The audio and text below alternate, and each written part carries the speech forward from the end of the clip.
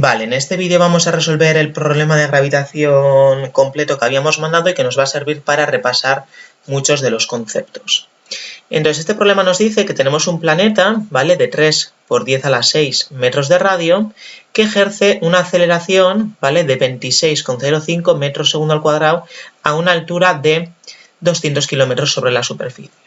Y en el primer apartado nos piden calcular la masa que tiene este planeta. Entonces, ¿qué es lo que vamos a hacer? Bueno, en este caso nos han dado la g, ¿vale?, la aceleración, la intensidad del campo gravitatorio a una altura. Entonces, ponemos la definición del módulo del campo gravitatorio, ¿vale?, que va a ser la constante de gravitación por la masa que ejerce ese campo gravitatorio partido de la distancia al cuadrado, ¿vale?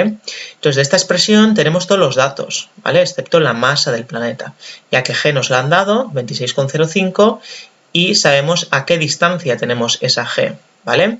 Acordaos que las distancias siempre se miden desde el centro del planeta, entonces esa distancia va a ser el radio del planeta más la altura respecto a la superficie del planeta, ¿vale?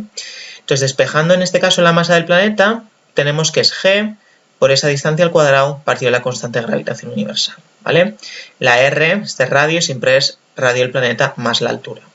Poniendo todas las unidades en metros, ¿vale? La altura estaba a 200 kilómetros, lo pasamos a metros, y sustituyendo valores obtenemos una masa de 4 por 10 a la 24 kilos, ¿vale? En el siguiente apartado nos piden calcular la velocidad de escape en la superficie del planeta.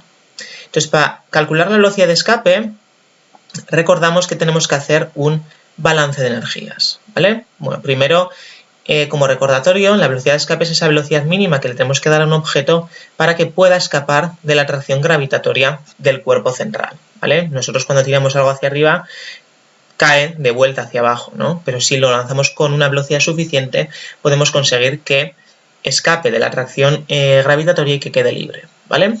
Entonces, para calcular la velocidad de escape existe una fórmula, pero primero la vamos a deducir a partir de un balance de energías. Entonces, consideramos que la energía mecánica al principio en la superficie de la Tierra va a ser la potencial, es decir, menos g, producto de las masas partido de la distancia, y en este caso la distancia al centro del planeta coincide con el radio del planeta, ¿vale?, porque nos encontramos en la superficie. Y luego la energía cinética que le debemos aportar para que llegue al infinito. Es decir, estamos considerando ya que mediante un motor estamos aportando esta energía cinética, ¿vale?, esta velocidad de escape que no sabemos cuánto es. Y luego la energía mecánica en el infinito, ¿vale?, va a ser cero, ¿vale? Esto lo debemos saber, si no a partir de la expresión de la energía mecánica para órbitas circulares, ¿vale?, cuando R tiende a infinito, la energía mecánica tiende a cero. Entonces, si ya hemos considerado que le hemos aportado energía cinética mediante un motor, la única fuerza que va a intervenir en este proceso es la fuerza gravitatoria. Esta es una fuerza conservativa, por tanto la energía mecánica inicial y final deben ser la misma. Por tanto, igualamos, ¿vale?, ambas energías mecánicas. Observamos que la masa del cuerpo que estamos lanzando se va, ¿vale? Es decir, no es dato, no nos lo han dado como dato porque no lo necesitamos, ¿vale? La velocidad de escape no depende de esa masa del cuerpo que lanzamos. Y obtenemos esta expresión, que es la expresión de la velocidad de escape, que es raíz cuadrada de 2, la constante de gravitación, por la masa del cuerpo central partido del radio del planeta, ¿vale? Sustituyendo todos los datos, ya que los tenemos, obtenemos una velocidad de escape de 13.337 metros segundo, lo que es lo mismo 1,334 por 10 a la 4 metros segundo, ¿vale? Este planteamiento para obtener la velocidad de escape lo hemos hecho considerando que ya se había aportado, ¿vale?, esta energía cinética en forma esta energía cinética mediante un motor, ¿vale? Podríamos haber considerado que al principio solo teníamos potencial, al final la energía mecánica cero, y por tanto va a haber una variación de energía mecánica, ¿vale? ¿Por qué va a haber una variación de energía mecánica? Porque ha habido un motor que ha hecho que este objeto de repente aparezca en el infinito. Y igualando esa variación de energía mecánica a la energía cinética también podríamos haber obtenido la expresión de la velocidad de escape, ¿vale? En cualquier caso, siempre un balance de energías antes de poner la fórmula, ¿vale? Bien, ahora nos dicen que supongamos que queremos colocar, ¿vale?, a esta altura de 200 kilómetros, ¿vale?, un satélite de 2 toneladas, ¿vale? Entonces nos piden calcular a esa altura, primero, cuál va a ser la velocidad orbital, cuál va a ser la velocidad angular y cuál va a ser el periodo de la órbita, ¿vale? Entonces tenemos una masa, un satélite de 2 toneladas, es decir, de 2.000 kilos, que lo vamos a colocar a la altura de 200 kilómetros. Por tanto, el radio de la órbita va a ser el radio del planeta más la altura. El radio de la órbita va a ser de 3,2 por 10 a la 6 metros. Entonces, para obtener la velocidad orbital, ¿qué tenemos que hacer? Tenemos que aplicar la segunda ley de Newton en este satélite que va a estar aquí orbitando, ¿vale? Entonces, aplicamos la segunda ley de Newton y la única fuerza que interviene es la fuerza gravitatoria, como siempre dirigida hacia el centro del planeta. Esto nos lo dice la ley de la gravitación universal, ¿vale? La fuerza gravitatoria tiene esta fórmula, ¿vale? Aquí falta el cuadrado. G por el producto de las masas partido la distancia al cuadrado. Y esto va a ser igual a masa por la aceleración normal. ¿Por qué únicamente tenemos aceleración normal? Porque la velocidad y la fuerza gravitatoria son perpendiculares. Por tanto, la fuerza gravitatoria lo único que va a hacer es modificar la dirección y el sentido de la velocidad, pero no su módulo, ¿vale? Por tanto, la aceleración tangencial va a ser 0 y solo vamos a tener aceleración normal, ¿vale? Repito que aquí falta un 2. La masa del satélite se nos va, este cuadrado se va con este radio y obtenemos la V como raíz cuadrada de G por la masa del planeta partido del radio de la órbita, ¿vale? Sustituyendo datos, la masa del planeta y el radio de la órbita, obtenemos una velocidad orbital de 9.131 metros segundo. Una vez más, esta velocidad orbital hay que deducirla, ¿vale? ¿La velocidad angular qué va a ser? Bueno, pues de la relación entre velocidad lineal y velocidad angular, despejamos que la velocidad angular es la velocidad lineal por el radio de la órbita, ¿vale? Y obtenemos esta expresión en radian segundo. Y para obtener el periodo de la órbita, bueno, pues existen diferentes opciones, ¿vale? Lo podemos obtener o bien sabiendo que omega es igual a 2pi entre t, entonces t, el periodo va a ser 2pi entre omega, ¿vale? Omega ya lo hemos calculado. Otra opción es a partir de la velocidad lineal es omega por el radio y omega es 2pi entre t por el radio. Entonces, a partir de esta expresión también podemos obtener que el periodo de la órbita es 2πr entre v. La velocidad orbital la tenemos y el radio de la órbita también lo tenemos. Y la última opción, igual la más complicada, sería a partir de la tercera ley de Kepler, ¿vale? Habíamos deducido que la velocidad orbital era raíz cuadrada de gm entre r, sustituyendo que la velocidad lineal es 2πr entre t, podemos llegar a la tercera ley de Kepler, ¿vale? Entonces aquí despejamos el periodo como 4pi cuadrado el radio al cubo partido de g por m, ¿vale? Todos los datos son conocidos y una vez más obtenemos el mismo periodo orbital, ¿vale? De 2201,97 segundos. En el siguiente apartado nos piden calcular la energía que tendrá ese satélite en la órbita, ¿vale? Tanto la potencial, la cinética como la mecánica. Entonces, sabemos las expresiones de las energías, ¿vale? Energía potencial es menos g el producto de las masas partido el radio de la órbita, ¿vale? Partido la distancia. Ambos datos son conocidos, la masa del planeta, la masa del satélite, el radio. Sustituimos y obtenemos este valor. La energía cinética es un medio de la masa por v al cuadrado. Podemos obtener directamente, ya que tenemos el valor de la velocidad orbital, ¿vale? Y obtenemos esta expresión, ¿vale? 8,338 por 10 a la 10 julios.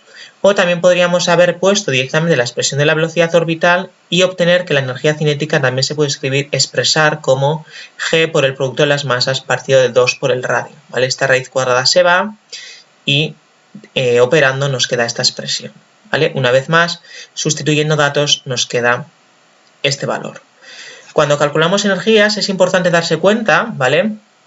La energía potencial tiene esta expresión y la energía cinética hemos visto que tiene esta expresión. Estas dos fórmulas son muy parecidas, ¿vale? Únicamente difieren en un 2 y en un signo menos.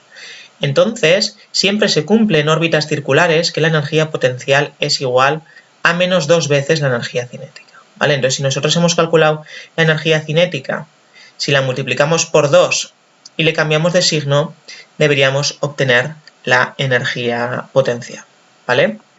Y por último, la energía mecánica es la suma de la potencial y la cinética. Podríamos sumar directamente los valores o obtener su expresión para órbitas circulares, ¿vale? Sabiendo que la energía potencial tiene esta expresión, la energía cinética tiene esta expresión y como veis, gmm entre r podemos considerar que es x, entonces nos queda menos x más x entre 2, es decir, menos x entre 2, es decir, menos gmm partido de 2r. Sustituyendo datos nos queda esta expresión de la energía mecánica. Si os fijáis, esta expresión es la misma que la de la energía cinética, solo que cambiada de signo. Entonces siempre se cumple también en órbitas circulares y podéis comprobar que la energía mecánica es igual a la energía cinética pero cambiada de signo, ¿vale? Y en este caso se cumple. Vale, en el siguiente apartado nos piden qué energía debemos aportar para poner el satélite en órbita, ¿vale? Estando en la superficie de la Tierra. Es decir, tenemos este satélite en la superficie de la Tierra, el de 2 toneladas, y lo queremos poner en la órbita a 200 kilómetros de altura. Entonces, ¿qué energía le debemos aportar? Bueno, pues tenemos que hacer un balance de energías, es decir, tenemos que calcular qué energía tiene al principio, qué energía tiene al final y ver esa diferencia, ¿vale? Entonces, la energía mecánica inicial, ¿vale?, es la energía potencial y es menos G, el producto de las masas partido del radio del planeta, ¿vale? Entonces, al principio tiene una energía de menos 1,78 por 10 a 11 julios.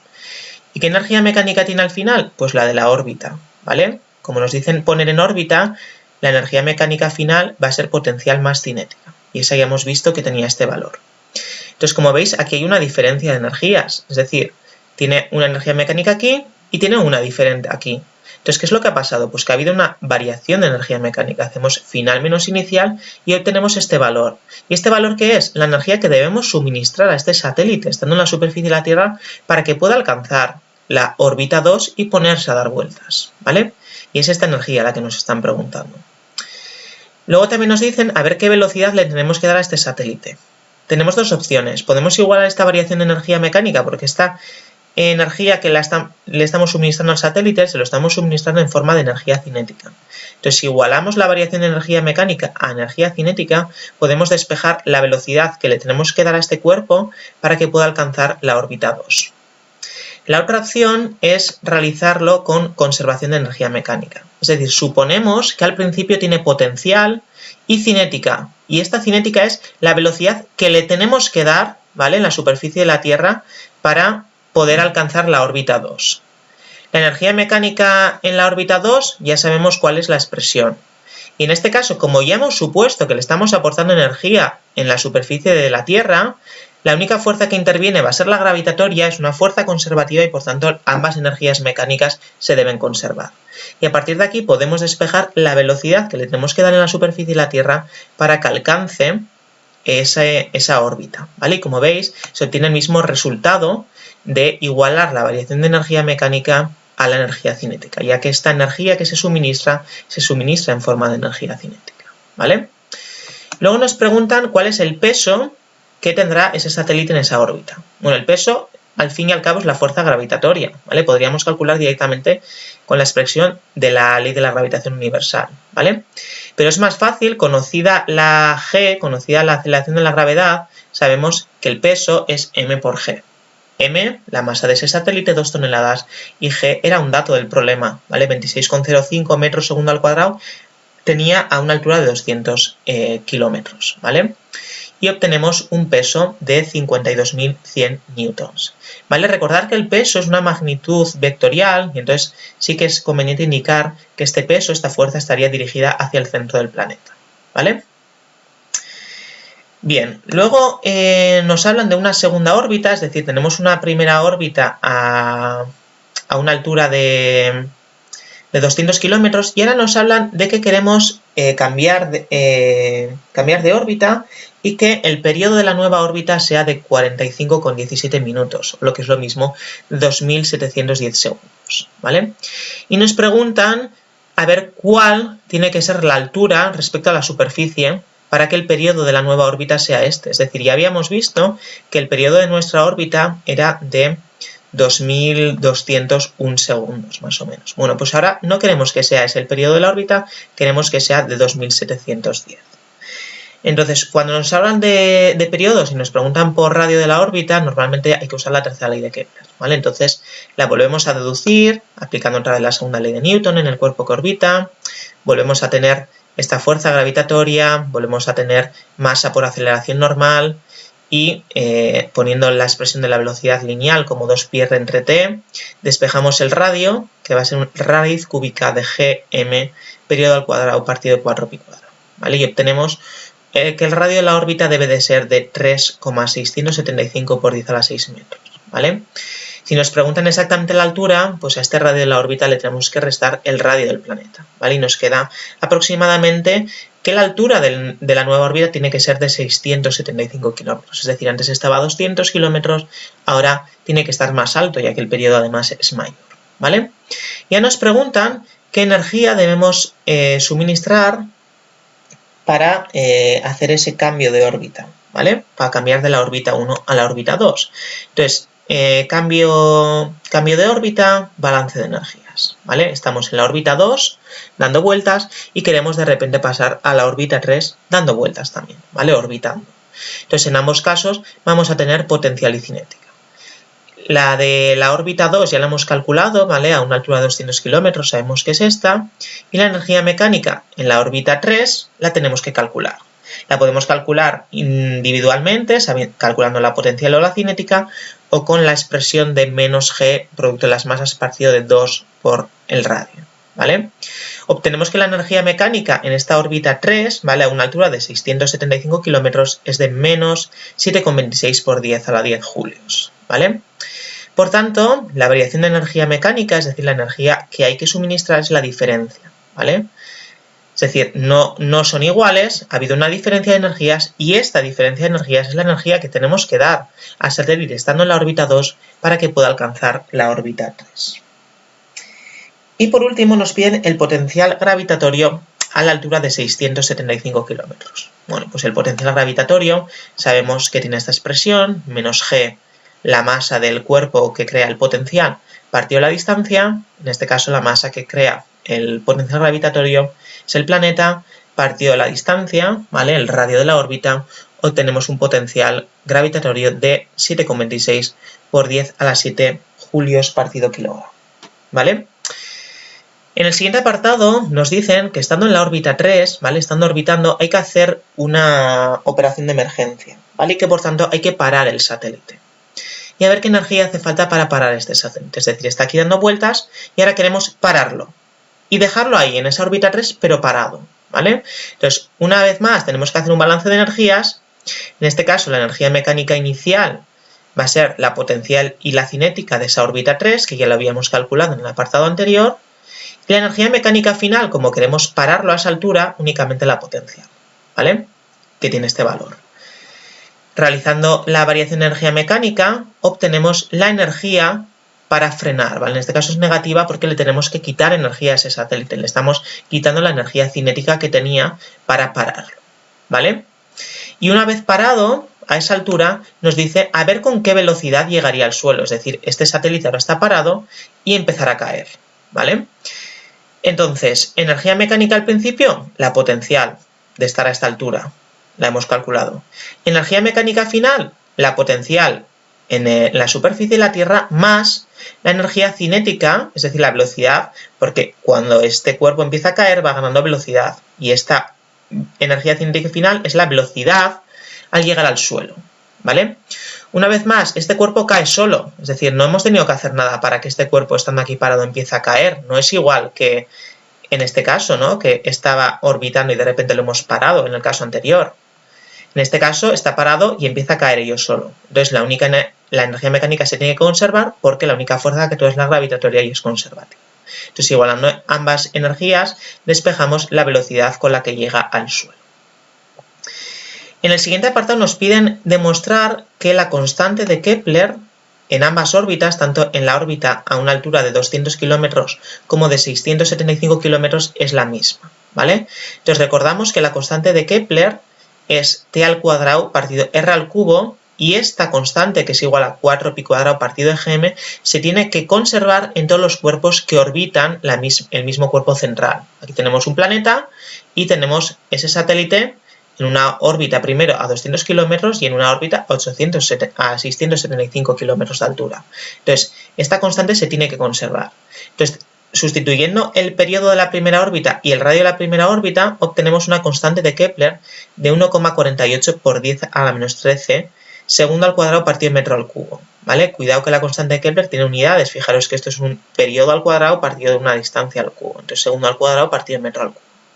Si hacemos lo mismo para la órbita 2, es decir, sustituyendo su radio y su periodo orbital, obtenemos la misma constante. Entonces estamos comprobando que verdaderamente esa constante de Kepler se mantiene constante. Y esa constante de Kepler además tiene que ser igual a 4pi cuadrado partido de la constante de gravitación por la masa del cuerpo central, la masa del planeta. Entonces sustituyendo también volvemos a obtener el mismo valor, ¿vale? Entonces estamos comprobando que efectivamente la constante de Kepler se mantiene constante, ¿vale? Luego, en el siguiente apartado, en el apartado H, nos piden la densidad del planeta en gramos partido centímetro cúbico. Entonces, bueno, la densidad es masa entre volumen, la masa del planeta la sabemos, y el radio del planeta, bueno, el volumen, como es una esfera, va a ser 4/3 pi r cubo, y sabemos el radio del planeta, ¿vale? Entonces, sustituyendo, obtenemos esta densidad. En este caso hay que hacer una conversión a gramos centímetro cúbico, teniendo en cuenta que 1 kilo son 1000 gramos y 1 metro cúbico son 10⁻⁶ centímetros cúbicos, ¿vale? Entonces obtenemos una densidad del planeta de 35,37 gramos centímetro cúbico. Vale. En el siguiente apartado nos piden calcular la relación entre la aceleración normal de las dos órbitas, ¿vale? Entonces, bueno, la aceleración normal se puede expresar como v² entre r, o también, de la ley de la gravitación universal, la aceleración normal es g por m entre r², ¿vale? Entonces, la aceleración normal de la órbita 1, ¿qué va a ser? Pues g por m por el radio de la primera órbita al cuadrado. La aceleración normal de la órbita 2, que va a ser g por m por el radio de la órbita 2 al cuadrado, ¿vale? Entonces, gm y gm se van y nos queda el radio de la segunda órbita al cuadrado partido del radio de la primera órbita al cuadrado, ¿vale? Y a partir de aquí nos da que tiene una relación de 1,32, ¿vale? Es decir, si la aceleración normal de la segunda órbita vale 1, la aceleración normal de la primera valdrá 1,32, es decir, es 1,32 veces mayor, ¿vale? Y por último, nos piden calcular a qué altura de la superficie de la Tierra la gravedad valdrá lo mismo que vale en la superficie partido 4, ¿vale? ¿A qué altura? Es decir, supongamos que la superficie del planeta vale g sub 0, ¿vale? La intensidad del campo gravitatorio. Queremos saber a qué altura vale lo mismo partido 4. Entonces, bueno, la expresión del campo gravitatorio, del módulo del campo gravitatorio es gm partido la distancia al cuadrado, ¿vale? En cualquier punto. Y queremos que en este punto valga lo mismo que el de la superficie de la Tierra partido 4. Y sabemos que la superficie de la Tierra vale gm, en este caso la distancia es el radio del planeta, ¿vale? Entonces, g sub 0 vale esto, vale g por m por el radio del planeta al cuadrado, entonces nos queda esta expresión, es decir, la intensidad del campo gravitatorio a esta altura tiene que ser igual a 1/4 de la de la Tierra. Las constantes se marchan, ¿vale? Y nos queda, despejando aquí, que r tiene que ser raíz cuadrada de 4r². Es decir, el radio de la órbita, ¿vale? Para que se cumpla esta propiedad tiene que ser 2 veces el radio. Por tanto, la altura a la que se tiene que situar ese punto, a la altura va a ser r, el radio de la órbita, menos el radio del planeta. Y siendo r 2r, pues nos queda que a una altura igual al radio del planeta, la gravedad valdrá lo que vale la superficie partido 4, ¿vale? Como veis, un problema muy completo que combina tanto balances de energías como campo gravitatorio, tercera ley de Kepler, densidades, relaciones entre variables, ¿vale? Entonces, un problema muy interesante para poder repasar.